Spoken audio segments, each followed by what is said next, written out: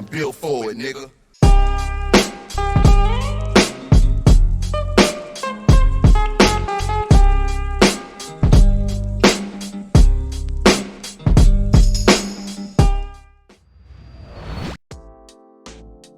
What's going on, guys? It's your boy DJ Skandalous here, and we're back with an all-new hip-hop episode of Skandalous Talk.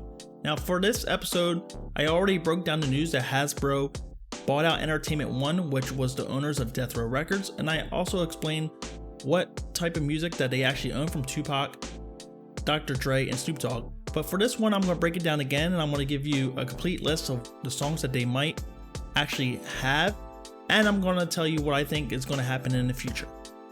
You can check out my audio podcast vlog on my main channel, DJ Skandalous, on YouTube, and it's currently right here.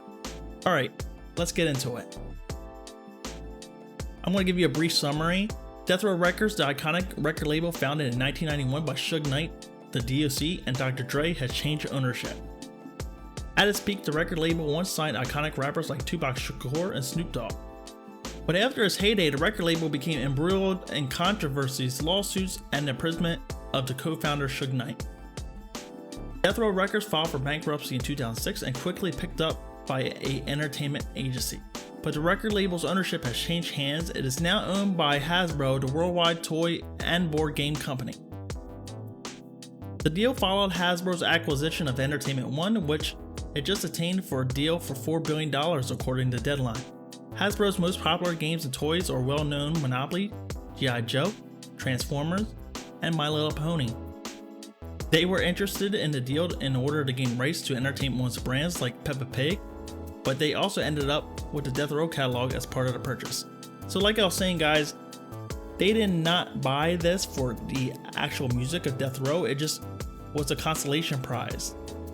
Alright guys, now let's get into what actually now that Hasbro now has under their belt. So they have artists like Above the Law, Second to None, Badass, Big C Style, Big Trey D, Butch Cassidy.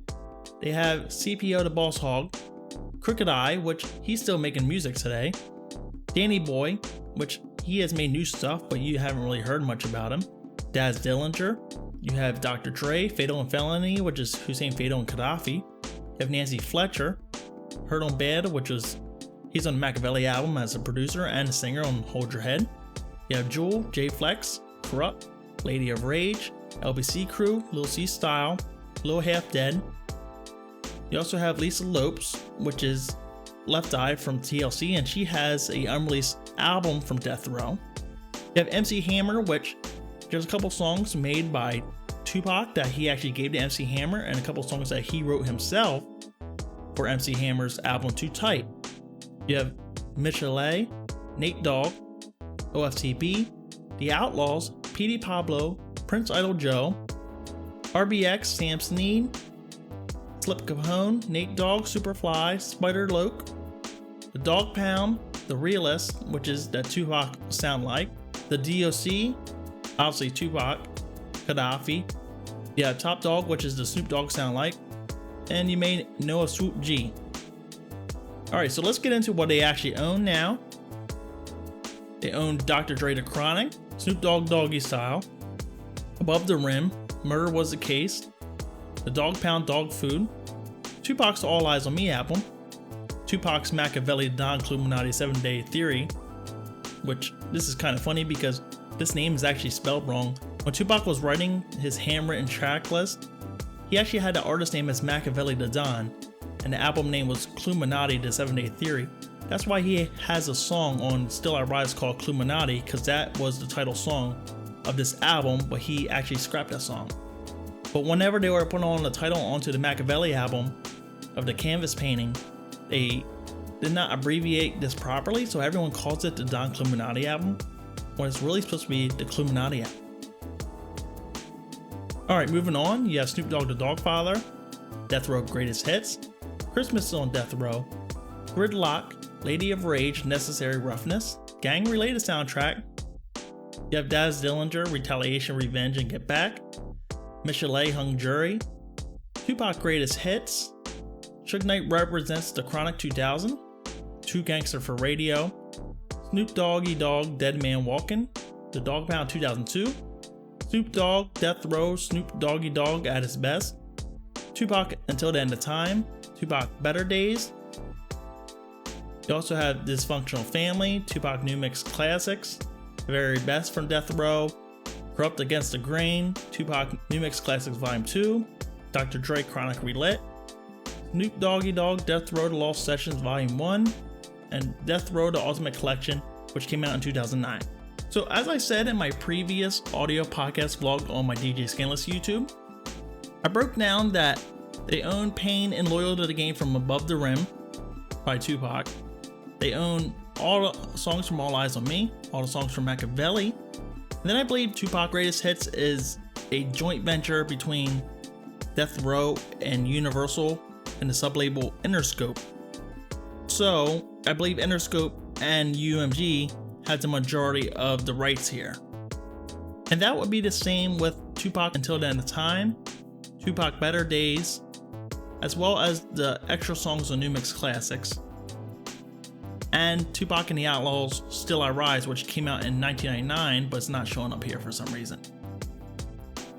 So what actually happened was that Afeni Shakur sued Death Row Records in 1997, and she won rights to the Death Row era music, which she already had rights to the Interscope music owned by Universal, which is from 1990 to 1994. But I believe she only won rights to actually release the music, but Death Row probably still has some limited rights to the actual music, but could not release it without the approval of Afeni Shakur. But as of 2016, all the unreleased Death Row tracks from Tupac actually got transferred to Tom Whalley and the estate, which he now owns the estate since Afeni Shakur's passing. So the rights actually got transferred. But I think the estate already actually had copies of all these songs, but they could not release it since they didn't have full rights to it yet. But now since they got full rights, they can probably do whatever they want with the music. But as of right now, Hasbro is going to make royalties on the greatest hits, Still I Rise, Until the End of Time, Better Days, and maybe, I'm not too sure how the Tupac Pac's Life from 2006 is distributed between Universal and Death Row. That might be completely Universal, since the bankruptcy was occurring in 2006.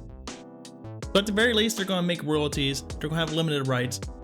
As for what I see in the future, I believe they can keep this, because what I read is that everybody from Entertainment One is going to keep their job mostly.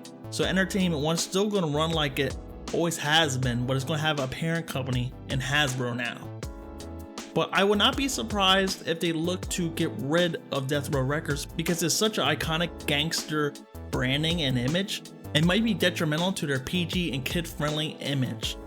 So if they were looking to unload it, I think they will look at Dr. Dre, they will look at Universal, which owns the 1990 to 1994 songs, or they might approach Tom Whalley, which owns the unreleased Death Row content and the unreleased pre-Death Row content, and Tom Whalley owns the right to get permission for release. So even if someone like Universal wanted to release an album, they probably have to go through Tom Whalley to get the okay to release the album, and the same with Tom Whalley, he would have to get approval from Universal to release the pre-Death Row content.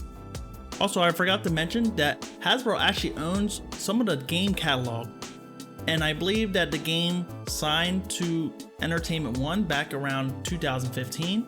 So they own the documentary 2 here, they own the documentary 2.5, the 1992 album, which was a great album, and his forthcoming Born to Rap album. So that's kind of crazy how they own unreleased Dr. Dre, unreleased Snoop Dogg and Dr. Dre's early material, Tupac's All Eyes on Me and Machiavelli albums and the soundtrack songs, as well as the game, Nate Dogg, the Dog Pound, and all the other rappers I mentioned. That's just mind-boggling. And like I said, I think they may look to sell it off, because it was never their intention to actually buy Death Row Records. They wanted to buy Pepper the Pig, as well as the other kid-friendly content that Entertainment One actually owns. But at the very least, guys, we may actually get some Tupac action figures. Now, I would not be opposed to that if they release Tupac action figures as Suge Knight. I think that'd be kind of cool. You can find a lot of action figures on eBay and stuff like that, but they're for ridiculous prices, such as like $400, $500, and they're very hard to find. So I would love to find certain types of action figures and stuff to put on my wall. You know, I made a joke that, you know, they might release a Suge Knight Mr. Potato Head and stuff. That would be kind of cool too, but it's very doubtful. But maybe there might be some Tupac related toys in the future if they gain the likeness from the estate and stuff like that, and a partnership to release music as well. I don't think they're going to release music under the Hasbro umbrella. It may still be under Entertainment One at all times regardless. Entertainment One, it may still act like its own individual company, but it's still going to be the sub company of Hasbro. Alright guys, if you enjoyed this, please subscribe to my Skandalous Talk channel and have more voiceovers like this. And also check out my audio podcast on anchor.com as well as Spotify. You can go to skandaloustalk.com. My podcast shall be available on any podcast platform going forward. Thanks for listening. Peace out.